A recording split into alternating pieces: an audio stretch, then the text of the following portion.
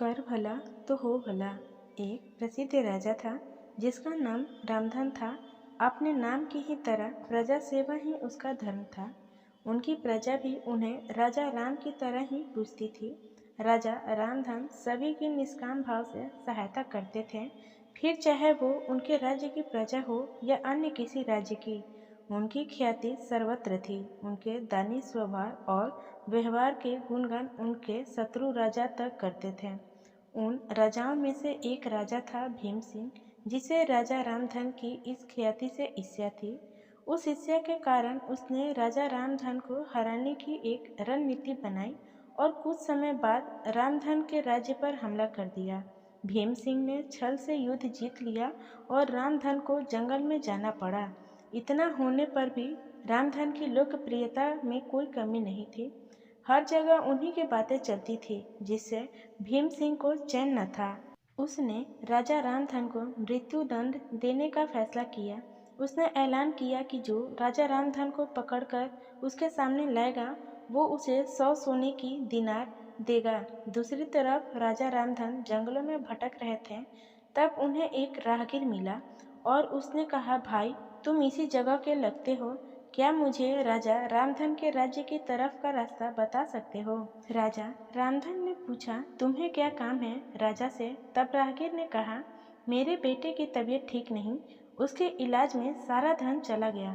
सुना है राजा रामधन सभी की मदद करते हैं, सोचा उन्हीं के पास जाकर याचना करूं। यह सुनकर राजा रामधन राहगीर को अपने साथ लेकर भीम सिंह के पास पहुंचे। उन्हें देख दरबार में सभी अचंभित थे। राजा रामधन ने कहा, हे राजन, आपने मुझे खोजने वाले को 100 दिनार देने का वादा किया था।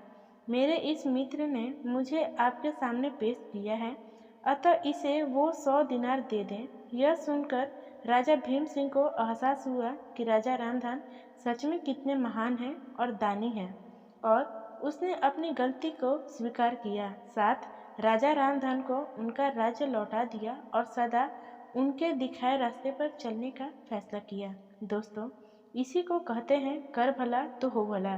कहा, एक तरफ भीम सिंह राजा रामधन को मारना चाहता था और अंत में राजा रामधन की करनी देखे वो लज्जित हुए और उन्हें उनका राज्य लौटा दिया और स्वयं को उनके जैसा बनाने में जुट गया। महान लोग सही कहते हैं, कर भला तो हो भला।